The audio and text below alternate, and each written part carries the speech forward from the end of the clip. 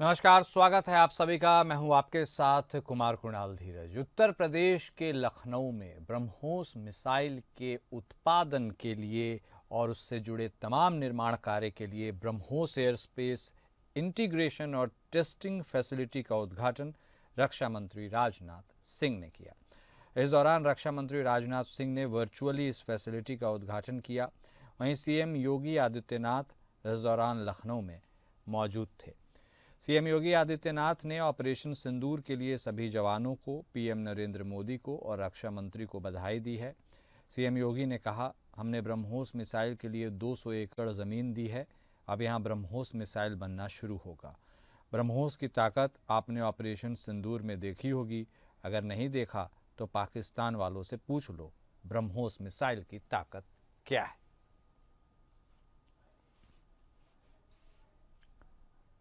BrahMos missile क्या होती है, अभी आपने ऑपरेशन सिंदूर के अंदर इस मिसाइल के पराक्रम की एक झलक देखी होगी, और नहीं देखी होगी तो कम से कम पाकिस्तान वालों से पूछ लेना चाहिए कि ब्रह्मोस मिसाइल की ताकत क्या है।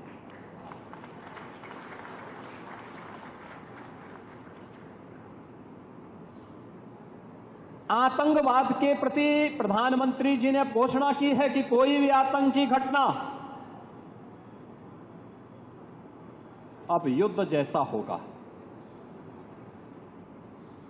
और याद करना,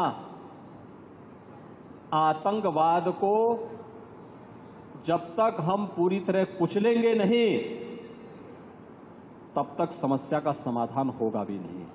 अब समय आ गया है जब इसको कुचलने के लिए हम सबको एक स्वर से प्रधानमंत्री मोदी जी के नेतृत्व में पूरे भारत को, पूरे उत्तर प्रदेश को मिलकर के इस अभियान के साथ जुटना होगा। आतंकवाद कुत्ते की पूंछ है जो कभी सीधी होने वाली नहीं, जो प्यार की भाषा मानने वाली नहीं है। उसको उसकी भाषा में जवाब देने के लिए तैयार होगा। और इस दिशा में भारत ने ऑपरेशन सिंदूर के माध्यम से दुनिया को एक संदेश दे दिया है। ब्रह्मोस मिसाइल क्या होती है, अभी आपने ऑपरेशन सिंदूर के अंदर इस मिसाइल के पराक्रम की एक झलक देखी होगी, और नहीं देखी होगी तो कम से कम पाकिस्तान वालों से पूछ लेना चाहिए कि ब्रह्मोस मिसाइल की ताकत क्या है। आतंकवाद के प्रति प्रधानमंत्री जी ने घोषणा की है कि कोई भी आतंकी घटना अब युद्ध जैसा होगा। और याद करना, आतंकवाद को जब तक हम पूरी तरह कुचलेंगे नहीं, तब तक समस्या का समाधान होगा भी नहीं। अब समय आ गया है जब इसको कुचलने के लिए हम सबको एक स्वर से प्रधानमंत्री मोदी जी के नेतृत्व में पूरे भारत को, पूरे उत्तर प्रदेश को मिलकर के इस अभियान के साथ जुटना होगा।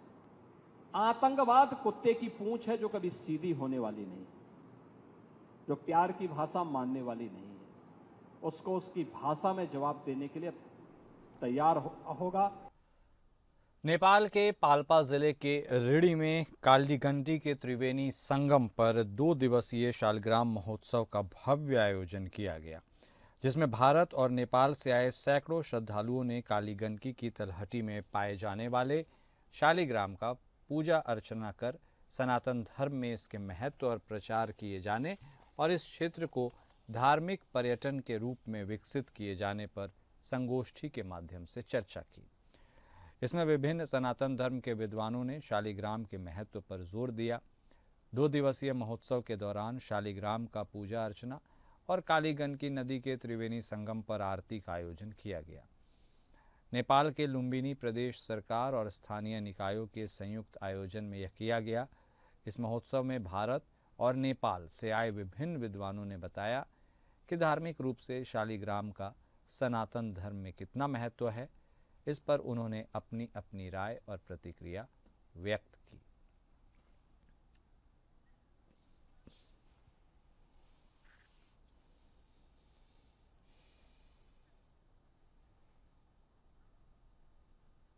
वहीं सुल्तानपुर में राष्ट्रीय लोक अदालत में निपटाए गए कुल 46,049 वाद तथा बैंकों के ऋण संबंधी वादों में समझौता किया गया। इसका उद्घाटन जनपद न्यायाधीश लक्ष्मीकांत शुक्ला द्वारा दीप प्रज्वलित कर किया गया। राष्ट्रीय लोक अदालत में समस्त पीठासीन अधिकारियों द्वारा न्यायालय में नियत किए गए वादों को निस्तारित किया गया। इस राष्ट्रीय लोक अदालत में परिवार न्यायालय के प्रधान न्यायाधीश हीरालाल तृतीय, अपर प्रधान न्यायाधीश अंकिता शुक्ला और शालिनी सागर द्वारा कुल 138 वैवाहिक वादों को और वैवाहिक संबंधी प्री लिटिगेशन के साथ वाद को जरिए सुलह समझौता किया गया। लक्ष्मीकांत राठौर, अध्यक्ष मोटर दुर्घटना दावा न्यायाधिकरण द्वारा 28 मोटर एक्सीडेंट क्लेम पिटीशन निस्तारित किए गए तथा राधेश्याम यादव, अध्यक्ष स्थायी लोक अदालत सुल्तानपुर द्वारा विद्युत बीमा और बैंक रिकवरी सहित 4 वादों को निस्तारित किया गया।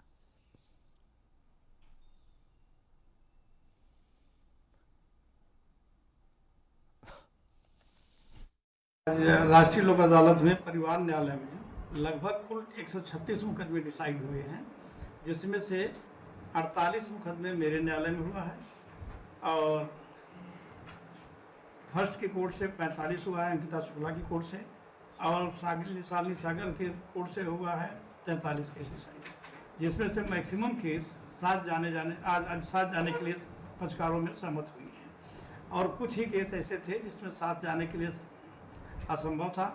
तो वहाँ जो है कि लोगों ने मुकदमा अपने वापस लिए हैं। 13 भी अलग से दाखिल करेंगे, समझौते के आधार पर जो है उनका मुकदमा डाइवोर्स का दाखिल होगा। रही बात जो प्रयास करने की बात है, यहाँ काउंसलर भी नियुक्त हैं, जो काउंसलर भी अपना प्रयास करते हैं। साथ साथ उनके वाद मित्र जो आते हैं वह भी मुकदमों के समझाने के लिए उनको मोटिवेट किया जाता है और परिवार न्यायालय स्वयं ही मुकदमों को निस्तारित कराने के लिए पक्षकारों को कहता है कि यदि अपना घर बसा लीजिए। मैक्सिमम कोशिश की जाती है कि उनका घर बस जाए।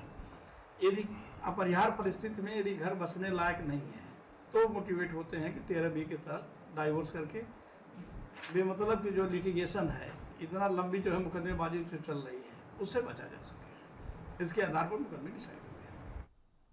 फतेहपुर पुलिस लगातार अपराधियों के विरुद्ध अभियान चला रही है। इस अभियान का नाम ऑपरेशन लंगड़ा है। पुलिस ने ऑपरेशन लंगड़ा के तहत लूट करने वाले लूटरों को गिरफ्तार किया है। NH2 हाईवे पर ब्रेजा कार सवार 3 लुटेरों ने स्विफ्ट कार सवार ड्राइवर को असहले के दम पर लूट लिया, जिसमें लुटेरों ने स्विफ्ट कार के साथ कुछ रुपए भी लूटे। घटना की जानकारी पुलिस को मिली। पुलिस ने मामले में कार्रवाई की। चेकिंग के दौरान लुटेरों की कार की घेराबंदी की गई। पुलिस टीम को देखते ही आरोपियों ने फायरिंग शुरू की। पुलिस की जवाबी फायर में करण सिंह और कृष्णा के पैर में गोली लगी, वो घायल हो गए। तीसरे आरोपी को पुलिस ने पकड़ लिया। लुटेरों के कब्जे से पुलिस ने लूटी हुई कार, लूट में प्रयुक्त ब्रेजा कार, उसे बरामद किया गया। इसके साथ ही जो रुपए लूटे गए थे वो और 2 देसी तमंचा भी जब्त किया गया। साथ ही पुलिस अधीक्षक ने गिरफ्तारी करने वाली टीम को 25,000 रुपये नगद पुरस्कार देने की भी बात कही। जो इनसे बरामदगी की गई है वो जो स्विफ्ट डिजायर कार थी जो घटना के समय लूटी गई थी, जिसका नंबर है UP 17 LT 6719, वो बरामद की गई है। ब्रेजा कार जिसका प्रयोग करके घटना को कारित किया गया था, जिसका नंबर UP 32 JF 0365 है, ये बरामद हुई है। अभियुक्तों के कब्जे से 1300 रुपये नगद बरामद हुए हैं। 2 तमंचे बरामद हुए हैं, 3 खोखे बरामद हुए हैं और 2 जिंदा कारतूस बरामद हुए हैं। गिरफ्तारी के बाद इस संबंध में 71/25 धारा 109 BNS और 3/25 आर्म्स एक्ट थाना सुल्तानपुर घोष में पंजीकृत किया गया है और आवश्यक अग्रिम कार्रवाई करते हुए आज न्यायालय में अभियुक्तों को प्रस्तुत किया जाएगा। वहीं गाजीपुर में पुलिस टीम के द्वारा की गई एक संयुक्त कार्रवाई में शातिर अंतरजनपदीय गौ तस्कर को मुठभेड़ के दौरान गिरफ्तार किया गया। गिरफ्तार बदमाश अभिषेक उर्फ गोलू यादव के ऊपर 25,000 का इनाम घोषित था। मुठभेड़ के दौरान बदमाश के पैर में गोली लगी, वह घायल हो गया। उपचार के लिए उसे नज़दीकी CHC में भर्ती कराया गया है। इस बात की पुष्टि CO सिटी शेखर सेंगर ने की है। ये कार्रवाई उस वक्त हुई जब प्रभारी निरीक्षक अपनी टीम और SWAT प्रभारी के साथ एक आरोपी की तलाश में आरी पहाड़पुर पुलिया के पास मौजूद थे। दूसरी ओर चौकी प्रभारी खिजिरपुर और बड़सरा अपनी टीम के साथ मौजूद थे। वाहनों की चेकिंग हो रही थी। एक संदिग्ध व्यक्ति मोटरसाइकिल से आते देखा गया। पुलिस द्वारा रोकने का इशारा करने पर वह रुकने के बजाय असलहा लहराते हुए तेजी से बढ़ गया। सूचना मिलते ही संयुक्त टीम ने बड़सरा बाईपास के पास घेराबंदी की। खुद को घिरा देख आरोपी ने फायरिंग शुरू की। जवाबी कार्रवाई में बदमाश के पैर में गोली लगी, वह घायल हो गया।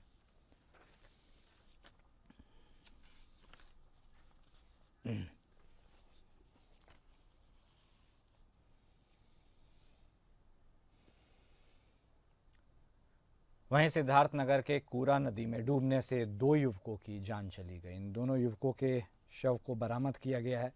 ये घटना शाम 6 बजे की बताई जा रही है, जहां 4 लोग काम से वापस घर की ओर लौट रहे थे। इस दौरान एक युवक साहिल रास्ते में नदी में उतरा, शौच करने गया। पैर फिसलने की वजह से वह नदी में गिर गया। डूबने से उसकी मौत होने लगी। उसे बचाने के लिए उसका भाई जमाल भी नदी में कूदा, वह भी डूबने लगा। दोनों को डूबता देख अन्य दोनों साथियों ने शोर मचाया, लेकिन तब तक वो डूब चुके थे। आनन फानन में इसकी सूचना प्रशासन को मिली। इसके बाद 12 मल्लाहों को बुलाकर जाल डाला गया तो दोनों युवकों के शव पाए गए। मल्लाहों ने सुबह 9 बजे शव नदी से खोजकर निकाले हैं। प्रशासनिक अधिकारी आश्वासन देकर गए थे कि इनके परिवार को हर संभव सहायता दी जाएगी।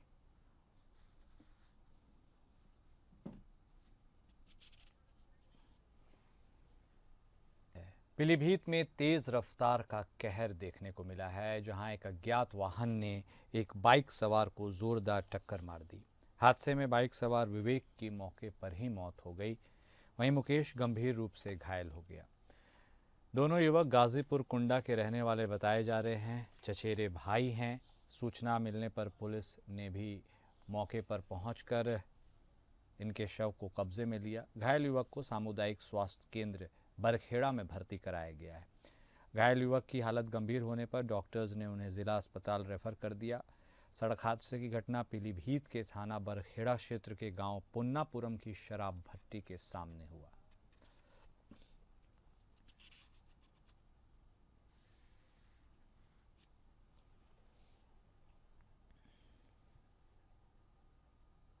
वहीं कौशाम्बी में एक कलयुगी बेटे ने अपने मां की ही हत्या कर दी। मामूली बात को लेकर बेटे और मां के बीच विवाद हो गया, जिसके चलते बेटे ने मां के सिर पर पत्थर से वार कर दिया। बात इतनी सी ही थी कि बेटे ने खिड़की पर लगा पर्दा हटाने की बात कही। उसे लेकर गुस्से में आकर सिर पर पत्थर मार दिया, जिससे उसकी मां की मौत हो गई। घटना के बाद हत्यारा बेटा मौके से फरार हो गया। घटना की सूचना मंझनपुर कोतवाली पुलिस को दी गई। पुलिस ने मौके पर पहुंचकर शव को कब्जे में ले लिया, उसे पोस्टमार्टम के लिए भेज दिया। आरोपी बेटे की तलाश जारी है।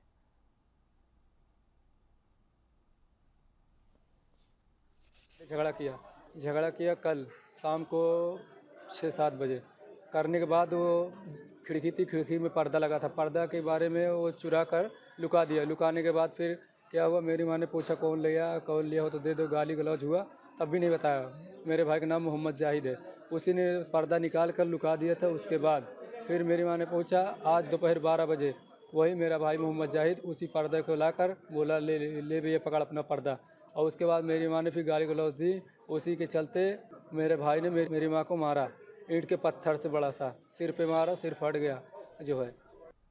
कौशाम्बी के मंझनपुर जिला अस्पताल में प्रसव के दौरान एक महिला की मौत हो गई। मृतका के परिजनों ने अस्पताल प्रशासन पर लापरवाही और अवैध वसूली का आरोप लगाया है।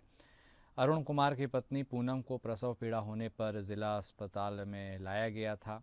अस्पताल में मौजूद नर्सों ने सामान्य प्रसव के लिए 5,000 मांगे। परिजनों ने 2100 रुपये का भुगतान किया। प्रसव के बाद महिला की हालत बिगड़ने लगी। शाम तक उसकी मौत हो गई। आक्रोशित परिजनों ने अस्पताल में प्रदर्शन किया। कोतवाली पुलिस मंझनपुर भी मौके पर पहुंची। अतिरिक्त मजिस्ट्रेट एसपी वर्मा ने कहा है कि प्रसव के दौरान मौत के मामले में नर्सिंग स्टाफ के खिलाफ जांच कराई जाएगी। साक्ष्य मिलने पर कार्रवाई की जाएगी।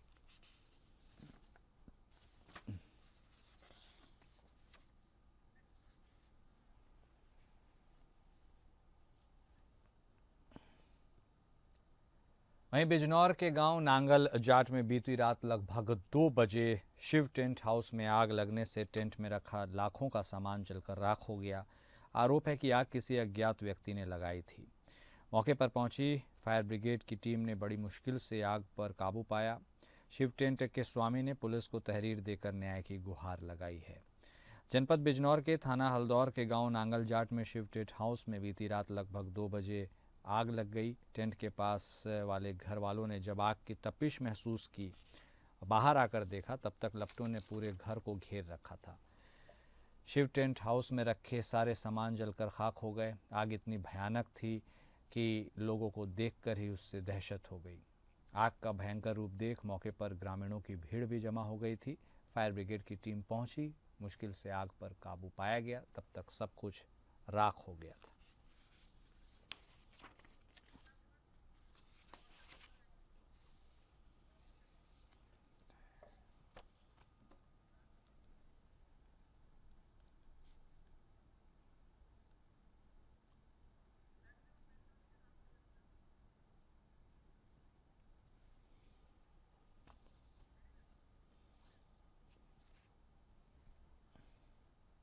और भारत और पाकिस्तान के बीच इस वक्त तनाव की स्थिति है, लगातार जारी है।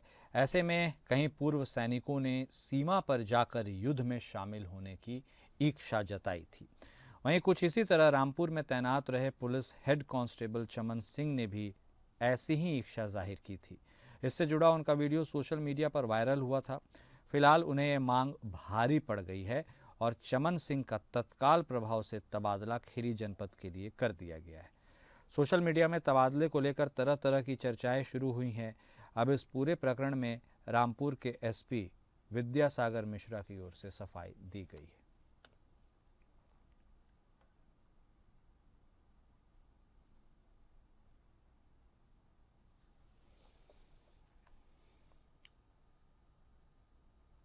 मुरादाबाद के समाजवादी पार्टी के एक वरिष्ठ नेता और पूर्व सांसद डॉक्टर एसटी हसन ने बीजेपी सरकार के डिप्टी सीएम ब्रिजेश पाठक के दिए गए बयान की सपा के मुखिया अखिलेश यादव से जातिवाद की राजनीति पर आधारित होने की बात कही और अखिलेश यादव के बारे में बातें कही गई। इस बयान पर पलटवार करते हुए पूर्व सांसद हसन ने कहा है कि बड़े शर्म की बात है कि इस वक्त पूरा देश संकट की घड़ी से गुजर रहा है। जंग के बादल मंडरा रहे हैं, पाकिस्तान के ऊपर तमाम दुनिया की निगाहें हैं। इस वक्त पूरा देश एक है, लेकिन ये बीजेपी के नेता फिर अपनी जातिवादी और उससे जुड़ी राजनीति और सियासत कर रहे हैं।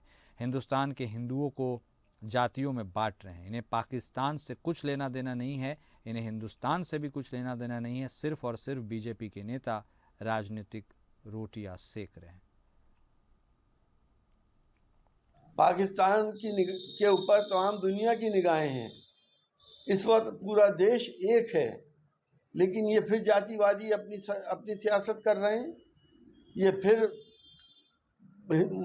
हिंदुस्तान के हिंदुओं को जातियों में बांट रहे हैं। इन्हें पाकिस्तान से कुछ लेना देना नहीं है, इन्हें हिंदुस्तान से कुछ लेना देना नहीं है। ये सिर्फ राजनीतिक रोटियां सेक रहे हैं। सबको मालूम है कि अखिलेश यादव जी बहुत अच्छे और बहुत बड़े हिंदू हैं और वो सबका सम्मान करते हैं, ब्राह्मणों का भी करते हैं और पिछड़ियों का भी करते हैं और दलितों का भी करते हैं। उन जैसा नेता तो देश के अंदर इस वक्त कोई भी नहीं है। ग्रेटर नोएडा में प्राइवेट अस्पताल लूट और उगाही का अड्डा बन चुके हैं। प्राइवेट अस्पताल में लापरवाही के चलते 4 साल के मासूम बच्चे की दर्दनाक मौत हो गई। परिवारजनों का आरोप है कि अस्पताल प्रबंधन ने उनके साथ बदतमीजी भी की और गाली गलौज भी की। दादरी ग्रेटर नोएडा के क्रूज डिवाइन हॉस्पिटल में लापरवाही के वजह से 4 साल के बच्चे की जान चली गई और लोगों के विरोध करने पर उन्हें धमकी दिया गया, गाली गलौज किया गया और हॉस्पिटल से भगाया गया। ऐसे हॉस्पिटल के खिलाफ सख्त से सख्त कार्रवाई होनी चाहिए।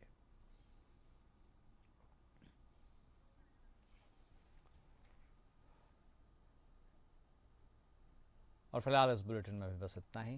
नमस्कार।